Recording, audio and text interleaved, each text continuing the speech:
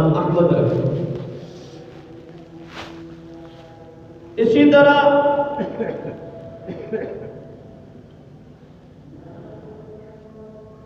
آپ کے دادا عبد المطلب کو بھی خواب آیا جس میں انہیں بھی کہا گیا کہ جب آپ کا پوتا ہو تو ان کا نام محمد ہے۔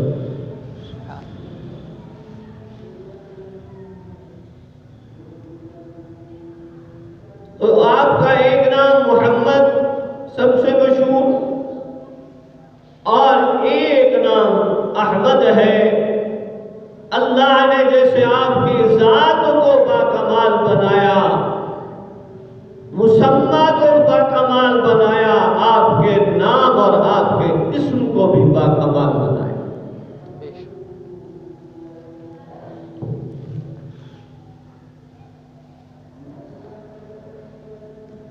محمد کا معنی ہے تعریفیں کیا ہوا۔ فرمایا کہ آپ کا نام زمین میں محمد ہے اور آپ کا نام آسمانوں میں احمد ہے۔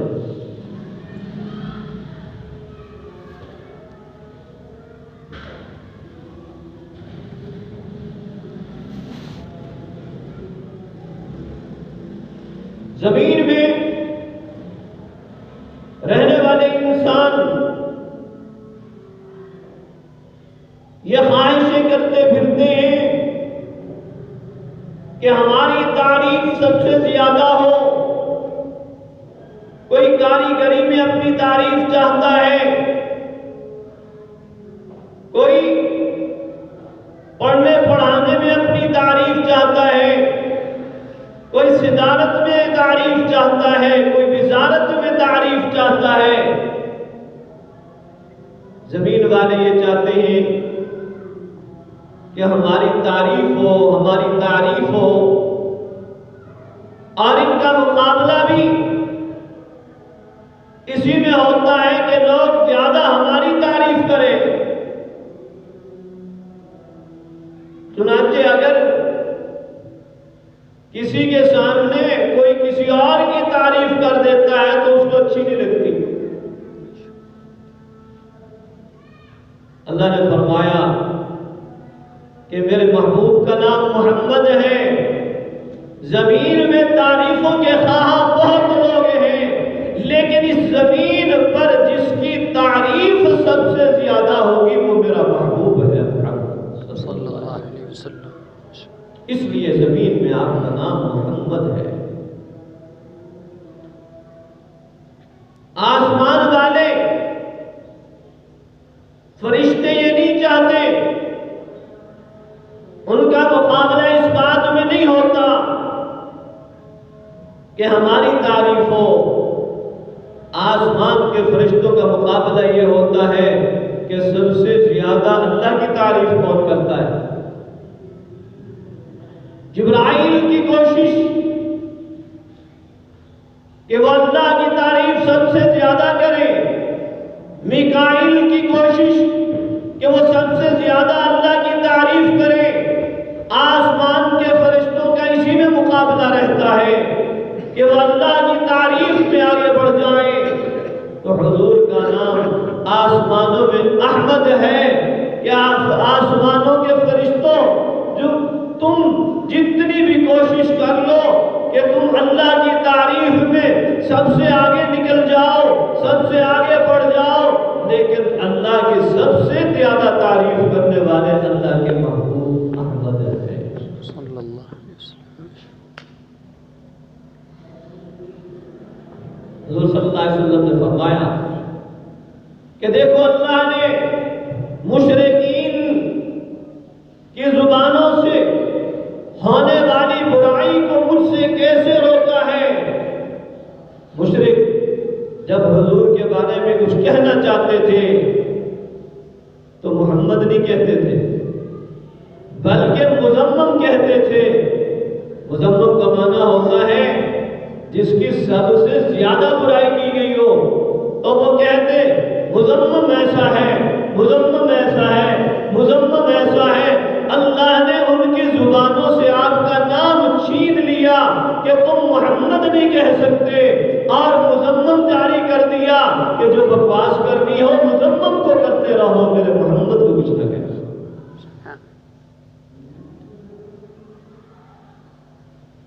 فرمایا اللہ نے ان کی برائی کو میرے نام سے کیسے دور کیا۔ خود محبوب خدا صلی اللہ علیہ وسلم نے فرمایا آپ کے نام مبارک کی یہ شان ہے، یہ عظمت ہے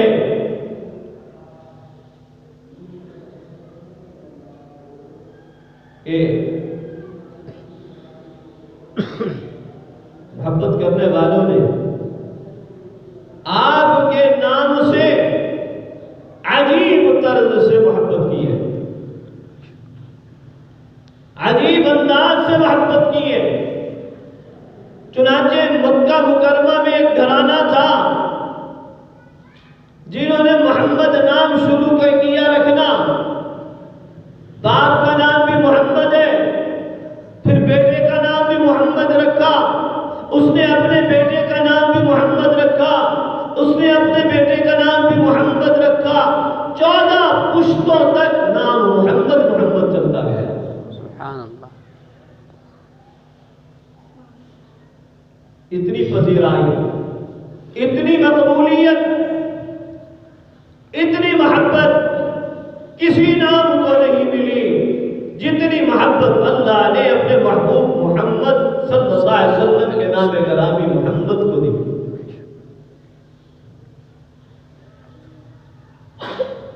وہ لوگ بھی گزرے، عام آدمی نہیں بادشاہ وقت ہے، عام آدمی نہیں ولی اللہ ہے، عام آدمی نہیں کاتب قرآن ہے، اللہ کا قرآن لکھتا ہے، اور اتنا بڑا متقی ہے کہ قرآن کریم لکھ کر اپنے اخراجات پورے کرتا ہے، قرآن کا نسخہ لکھتا ہے، اس کا عطیہ دیتا ہے، اپنے گھر کے اخراجات پورے کرتا ہے، اپنی بادشاہت میں کچھ نہیں وصول کرتا، بیت المال سے کچھ نہیں لیتا کہ کہیں اللہ تبارک و تعالی کی ناراضگی کسی موقع پہ نہ آ جائے، کہیں میں اپنے اوپر بیت المال کا مال زیادہ خرچ کر بیٹھوں، اللہ ناراض ہو جائے، کہیں مجھ سے بے انصافی ہو جائے، اللہ ناراض ہو جائے، ڈرتا ہے۔ اس لیے اس نے قرآن کریم لکھنا شروع کیا کہ لکھ لکھ کر کتابت کے ذریعے سے میں ایک تو قرآن لکھوں گا تو قرآن پڑھتا رہوں گا، ہر وقت عبادت میں رہوں گا، دوسرا میری معاش بھی چلتی رہے گی، تیسرا سلطنت اور حکومت پر بادشاہ ہو کر بھی میں بوجھ نہیں ہوں گا۔ کیسے کیسے لوگ تھے، کس طرح کے حکمران تھے، جب عوام اچھی تھی حکمران بھی اچھے تھے۔ ایک اس کا غلام ہے اور غلام کا نام محمد ہے، بادشاہ کی زبان فارسی ہے۔ جب یہ فارغ ہوتا ہے تو قرآن کریم لکھنے کے لیے بیٹھ جاتا ہے، اس کا معمول ہے۔ ایک دن قرآن کریم لکھنے کے لیے بیٹھنا چاہتا ہے، غلام کو بنایا، لیکن آج نام نہیں لیا، کہتا ہے تاج الدین مصحف بیان، تاج الدین قرآن کریم کا وہ جو نسخہ میں لکھتا ہوں اس کو لے آؤ۔ نام اس کا محمد تھا، کہا تاج الدین، بادشاہ کہہ کے چلا گیا، وضو کیا، واپس آیا، دیکھتا ہے تپائی رکھی ہوئی ہے اور پھر قرآن پاک رکھا ہوا ہے، اور قلم دوات خادم نے لا کے رکھ دیے، بیٹھنے لگے لکھنے کے لیے، دیکھا ایک کونے میں بیٹھا ہوا خادم رو رہا ہے۔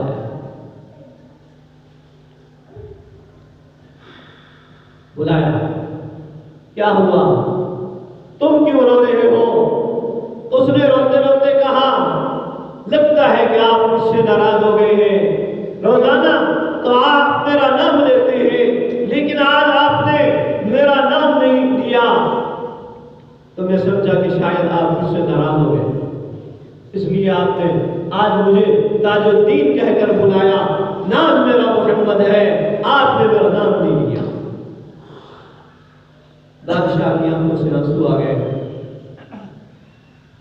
بادشاہ کہنے لگا ایسی کوئی بات نہیں، میں روزانہ باوضو ہوتا ہوں، جب میں تمہیں بلاتا ہوں میرا وضو ہوتا ہے، جب سے تم میرے پاس آئے ہو ایک دن ایسا نہیں کہ بغیر وضو کے میں نے تمہارا نام لیا ہو، اس لیے کہ تمہارا نام میرے محبوب والا نام ہے، تمہارا نام میرے نبی والا نام ہے، تمہارا نام اللہ کے محبوب کا نام ہے، میرا دل برداشت نہیں کرتا کہ بغیر وضو کے اللہ کے محبوب کا نام اپنی زبان پر جاری کرو، شرم آیت کہ بے وضو نام محمد پر زبان آنا، مجھے شرم آئی کہ اپنے محبوب کا نام، سردار انبیاء کا نام، سردار رسول کا نام، امام الانبیاء کا نام زبان پر بغیر وضو کے نہ ہو، اس لیے میں نے آج تمہیں محمد کہہ کر نہیں بلایا۔ اللہ نے اپنے محبوب کے نام کو یوں عظمتیں دی ہیں۔ ایک زمانہ ہے کسی نے یا کچھ لوگوں نے جگہ وقت کی قبرستان کے لیے اور شرط یہ لگائی کہ اس قبرستان میں صرف اس کو دفن کیا جائے جس کا نام محمد ہو، جس کا نام محمد نہ ہو اس کو دفن اس قبرستان میں نہ کیا جائے۔ وقت گزرتا گیا اور محمد نام والے دور دور سے لائے جاتے، اس قبرستان میں دفن کر دیے جاتے۔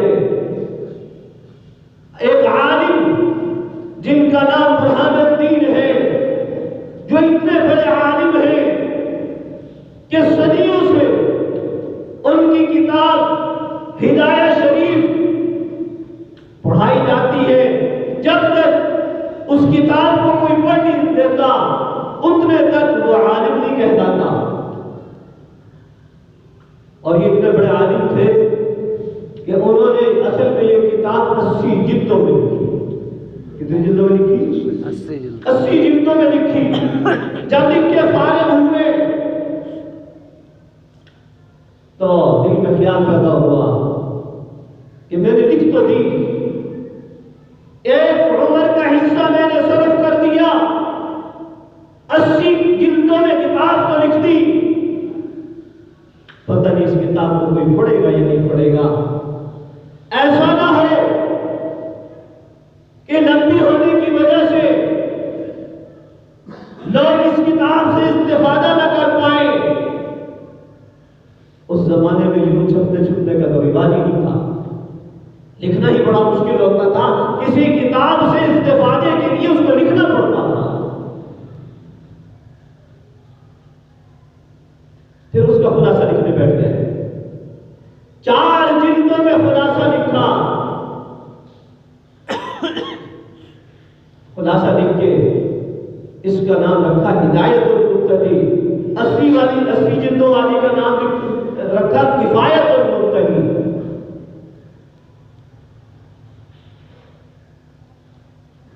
تو وہ 4 جلدیں سبقاً پڑھائی جاتی ہیں اور تب جا کے کوئی عالم بنتا ہے۔ تو اس شخصیت کی، اتنے بڑے عالم کی، ہزاروں لوگوں کے استاد کی وفات ہوتی ہے، لوگ آتے ہیں کہتے ہیں کہ ان کو اس قبرستان میں دفن کرنے دو، تو کہتے ہیں نہیں، ان کا نام برہان الدین ہے اور اس قبرستان میں وہ دفن ہو سکتا ہے جس کا نام محمد ہو۔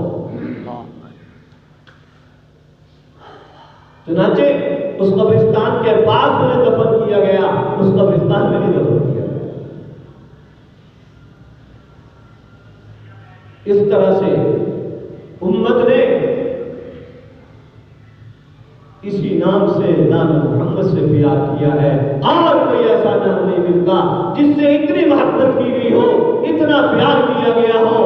پھر خدا نے بھی، اللہ تعالیٰ نے بھی اس نام کو، اسم کو اور مسمى کو وہ شان بخشی کہ اس جیسی شان کسی کے نام کو نہیں ملی، اور اس ذات جیسا مقام بھی کسی ذات کو نہیں ملا۔ بے شک آپ کے نام کی برکتیں دیکھیں، پہلے بھی آپ نے کئی بار سنا ہوگا، یہ میرے محبوب کے نام کی برکت ہے کہ صحابی رسول قافلے سے بچھڑ جاتا ہے،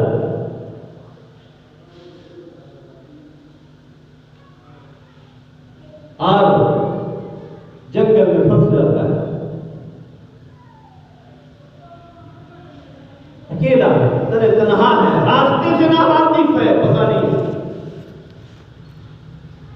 اچانک کیا دیکھا کہ سامنے سے شیر آ گیا۔ اب اکیلا انسان، سامنے شیر، اور شیر کا کام تو ہوتا ہی حملہ کرنا ہے۔ شجاعت میں اپنی مثال ہو گئے، کسی انسان کو بھی اگر بہادر ثابت کرنا ہو تو اسے بھی اصل کہہ دیتے ہیں شیر۔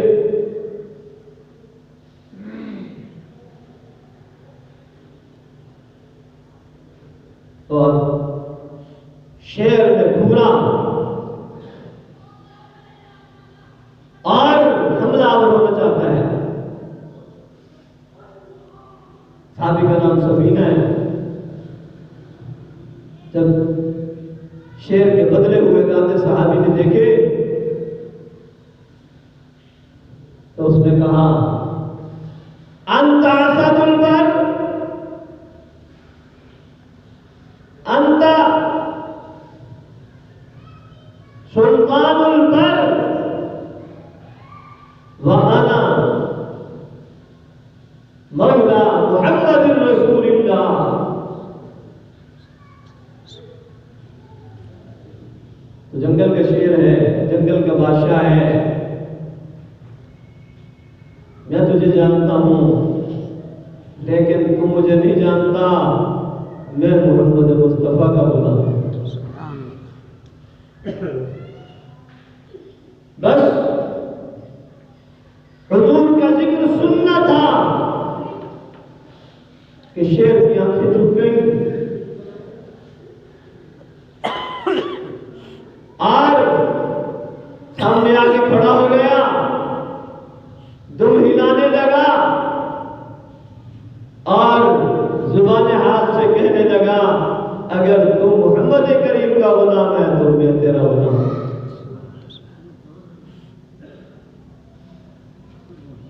میرے اوپر سوار ہو جاؤ۔ صحابی فرماتے ہیں کہ میں سوار ہو گیا، شیر پر کوئی ڈر نہیں لگا، پتہ چل گیا کہ اب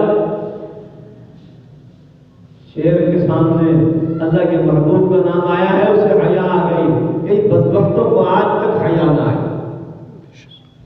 جنگل کے شیر نے ایک بار سنا اسے حیا آ گئی۔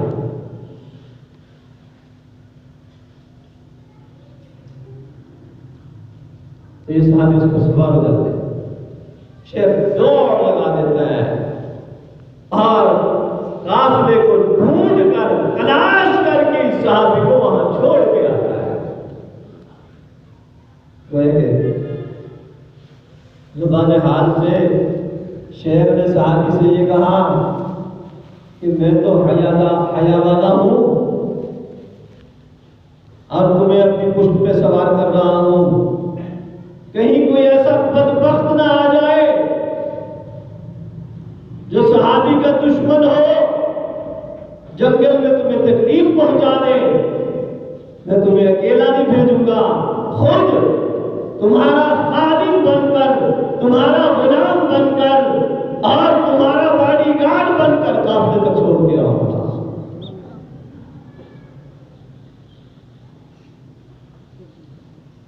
اللہ نے عظمت دی ہے اپنے محبوب کے نام کو. میں نے عرض کیا اللہ نے جو آپ کو کمالات عنایت فرمائے ہیں کچھ کمالات اسمی ہیں کہ اس نام کو بھی اللہ نے بہت بلند کر دیا اور اتنا بلند کر دیا.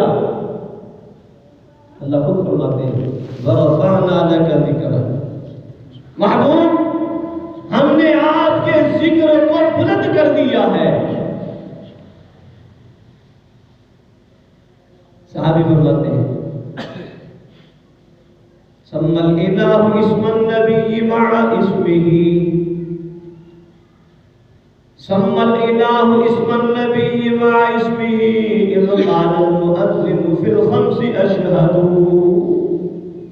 اللہ نے اپنے محبوب کے نام کو ایسا اونچا کیا ایسا بلند کیا اللہ نے اپنا نام اور اپنے محبوب کا نام جوڑ دیا ہے.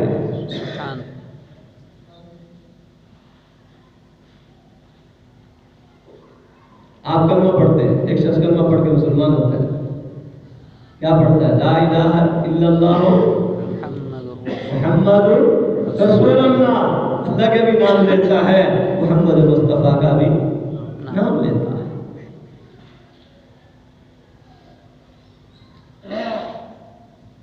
اذان شروع ہوئی اللہ کی عظمت اور بڑائی بیان کی اور پھر اس کے بعد مؤذن کہتا ہے اشہد ان لا الہ الا اللہ اشہد ان لا الہ الا اللہ. نماز اللہ کی تھی کافی تھا کہ یوں کہا جاتا اشہد ان لا الہ الا اللہ اشہد ان لا الہ الا اللہ. لیکن نہیں فرمایا اذان کی تکمیل ہو ہی نہیں سکتی جب تک کہ اشہد ان لا الہ الا اللہ کے بعد مؤذن اشہد ان محمد رسول اللہ نہ کہے.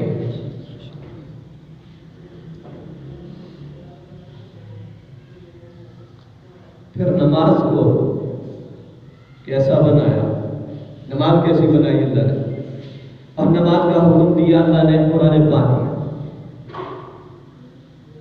اقیموا الصلاۃ لوگوں نماز قائم کرو. اللہ نے فرمایا ایمان والے وہ ہیں یؤمنون بالغیب ویقیمون الصلاۃ. متقین وہ ہیں یؤمنون بالغیب ویقیمون الصلاۃ جو ایمان بالغیب رکھتے اور نماز کو قائم کرتے. پہلی سورت شروع ہوئی سورہ بقرہ فاتحہ کے بعد دوسری سورت سورہ بقرہ شروع ہوئی نماز یقیمون الصلاۃ. پورا قرآن پڑھ جاؤ پورا قرآن پڑھتے چلے جاؤ فاتحہ سے والناس تک پہنچو. علماء فرماتے ہیں اللہ نے نماز کا تذکرہ کیا 700 دفعہ قرآن پاک میں. لیکن پورے قرآن کے 30 پاروں میں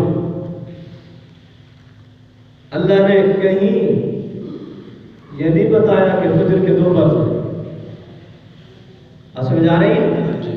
پورا قرآن تھا نماز کی ترغیب نماز کا حکم نماز کی تشویق نماز کے بارے میں خبر نماز کے فضائل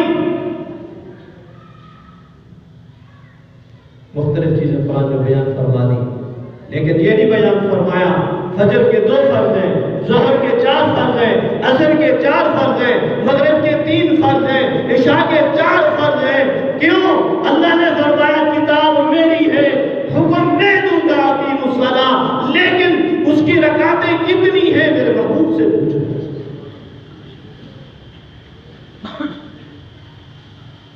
رکعتیں تمہیں کون بتائیں گے؟ میرے محبوب بتائیں گے.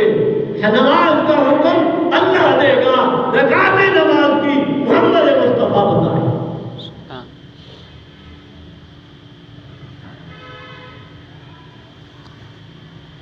آتوا الزکاۃ زکات ادا کرو. اللہ میاں سونے کا نصاب کیا ہے؟ فرمایا میرے محبوب سے پوچھو اللہ میاں چاندی کا نصاب کیا ہے، نہیں بتایا قرآن میں، میرے محبوب سے پوچھو اللہ میاں گائے کی، بھینس کی، اونٹوں کی زکاتیں دینی ہے، قرآن میں نہیں بتایا، فرمایا کس سے پوچھو، میرے محبوب سے پوچھو۔ نماز رکعتیں نہیں بتائی، نماز طریقہ نہیں بتایا، فرمایا حکم تو میرا ہے لیکن جاؤ اور سیکھو میرے محبوب سے۔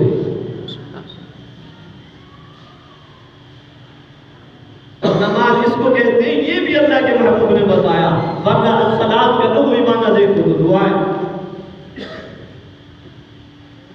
اب الصلاۃ کیا ہے شرعی طور پر، یہ بتایا حضرت محمد مصطفیٰ نے۔ اس لیے یاد رکھو وہ دجال اور کذاب ہیں، وہ فتنے اور فتنوں کے پیروکار ہیں جو کہتے ہیں ہم صرف قرآن پہ عمل کریں گے، ہم حدیث کو نہیں مانتے۔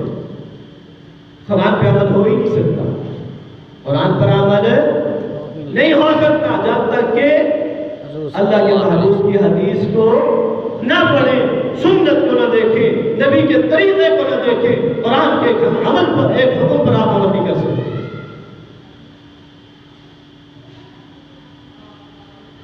اللہ نے قرآن بھیجا تو اپنے محبوب کو ساتھ بھیجا۔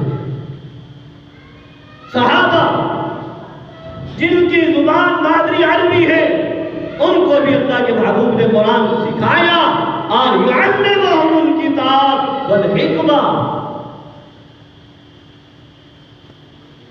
کتاب کے بارے میں، قرآن کے بارے میں کیا فرمایا کہ اس کی تعلیم دیں گے، حضور سے سکھائیں گے، قرآن بھی سکھائیں گے، سنت کی بھی تعلیم دیں گے، حدیث کی بھی تعلیم دیں گے۔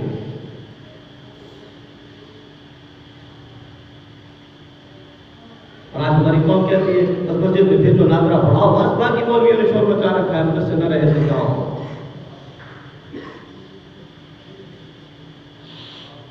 مدرسے نہ رہے تو کچھ نہیں رہے گا۔ آج اگر ایمان سلامت ہے، آج آپ کو کسی بات کا علم ہے تو یہ اس منبر کی برکت ہے، یہ مدرسے کی برکت ہے۔ اگر آج قرآن سمجھنے والا کوئی ہے تو یہ مدرسے کی برکت ہے۔ تمہارے کالجوں میں، یونیورسٹیوں میں، اعلیٰ سے اعلیٰ یونیورسٹیوں میں پورا ترجمہ قرآن بھی کوئی نہیں پڑھاتا ہے۔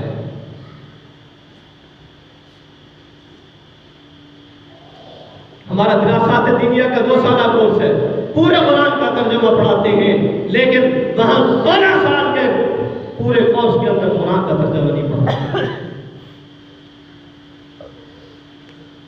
مدارس کی کیا ضرورت ہے؟ یہ ضرورت ہے مدرسے کی، یکساں نصاب ہو، یعنی جیسے یونیورسٹیوں میں، کالجوں میں قرآن نہیں پڑھایا جاتا، حدیث نہیں سمجھائی جاتی، اور اگر چند صورتیں پڑھائی بھی جاتی ہیں تو وہ شخص پڑھاتا ہے جس کا خود قرآن پہ عمل نہیں، جس کی شکل و صورت، جس کا انداز، جس کا طریقہ کار اللہ ماشاءاللہ۔ لیکن تم نے دیکھا ہے کہ پاکستان کے مدرسے کا کوئی معلم ہو، کوئی استاد ہو اور وہ داڑھی کٹاتا ہو، کہیں دیکھا؟ جس دن اس نے کٹائی مدرسے سے فارغ ہو جائے۔